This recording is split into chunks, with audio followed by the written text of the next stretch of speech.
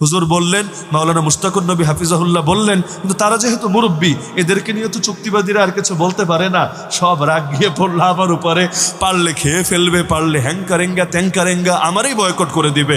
আমার ভালোই লাগছিল, কত কিছু করতে পারো আমরা দেখি, কারণ আমার বিশ্বাস ছিল যেই গর্ত আমাদের জন্য খনন করবো, ওই গর্তে গিয়ে ওরা নিজেরাই পড়বে। আমাদের দেশে চুক্তিবাদীরা কি জানে না চুক্তির কি বিধান? এটা কি আলেম ওলামা শান কিনা, আকাবির আসলাফের তরিকা কিনা?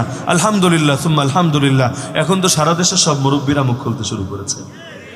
বরুণার হজরতরা আওলাদে বরুণী, আওলাদে ফেদা ইসলাম, তারা তো বরুণার সেই মোবারক জলসা থেকে ঘোষণা দিয়েছেন, পাবলিকের থেকে ওয়াদা নিয়েছেন যে আপনারা বলেন চুক্তিবাদী বক্তাদেরকে বয়কট করলাম, যেই মাহফিলে চুক্তিবাদী বক্তাদেরকে দাওয়াত দেওয়া হয় সেই মাহফিলকে বয়কট করলাম, যেই মাদ্রাসা চুক্তিবাদী বক্তাকে দাওয়াত দেবে ওই মাদ্রাসারে বয়কট করলাম, সদা সর্বদা চুক্তিবাদী বক্তাদেরকে লাল কার্ড দেখালাম।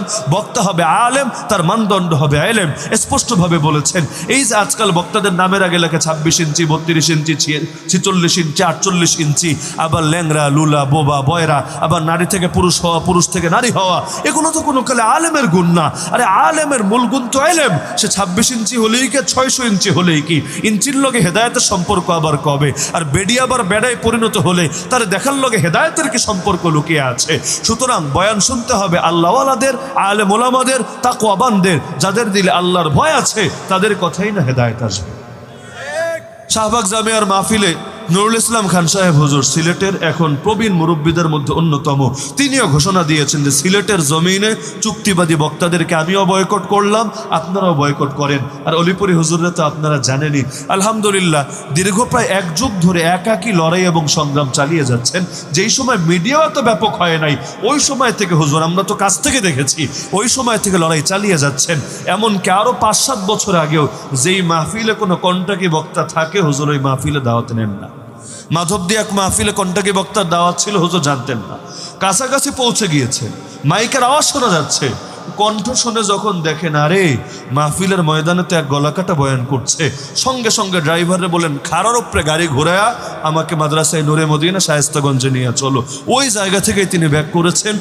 আজও পর্যন্ত 2023 পর্যন্ত মাধবদীর ওই মাহফিলে দ্বিতীয়বার পাই বাড়ান নেই। এত আগ থেকে সংগ্রাম চালাচ্ছেন, যদিও মিডিয়া ফোকাসে এগুলো আসে নাই।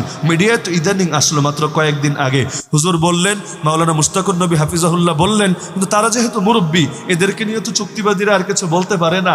সব রাগ গিয়ে পড়লো আমার উপরে, পারলে খেয়ে ফেলবে, পারলে হ্যাংকারেঙ্গা ত্যাংকারেঙ্গা আমারই বয়কট করে দিবে। আমার ভালোই লাগছিল, কত কিছু করতে পারো আমরা দেখি, কারণ আমার বিশ্বাস ছিল যেই গর্ত আমাদের জন্য খনন করবো, ওই গর্তে গিয়ে ওরা নিজেরাই পড়বে। বাংলায় বলে পিপিলিকা আর পাখা গজায়। প্রথম 2-4 দিন আরে গালিকারে বলে, হয়তো আপনারা অনেকে দেখেছেন, এমন নিকৃষ্ট ভাষার গালিগালাজ আমি জীবনে যেই কয় পিস ভাত খাই না, এর চাইতে বেশি গালিগালাজ মনে হয় গত 1 মাসে খাওয়া লেগেছে। গালির কোনো প্রকার কোনো ক্যাটাগরি মনে হয় বাদে নাই। কিন্তু আলহামদুলিল্লাহ বাংলায় বলে সবরে মেওয়া ফলে, মেওয়া ফলতে শুরু করেছে। আমাদের সিলেটের ওলামা একরাম যেভাবে জেগেছেন, গোটা বাংলাদেশের ওলামা একরাম যদি এভাবে জাগতেন, ওয়াজের ময়দানটা পরিশুদ্ধ হয়ে যেত। তখন প্রতিটা ওয়াজের মাহফিল এক একটা খানকাহে, এক একটা দাওয়াতের বড় ফিল্ডে পরিণত হয়ে যেত। কথা দিল থেকে বের হলে দিলে গিয়ে ঢুকবে, মুখ থেকে বের হলে কান অতিক্রম করবে না। তো ধান্দা যখন এগুলো বন্ধ হবে, নজর যখন টাকা থেকে সরে মানুষের ঈমান আর আমল হেদায়েতের দিকে ছুটবে, তখন এক একটা কথা বুলেটের মতো দিল থেকে বের হবে, সেটা দিলকে ছুঁয়ে দিবে, বেনামাজিকে নামাজি বানিয়ে দিবে, দুনিয়ার মধ্যে ইসলামের জাগরণ তৈরি করে দেবে ইনশাআল্লাহ।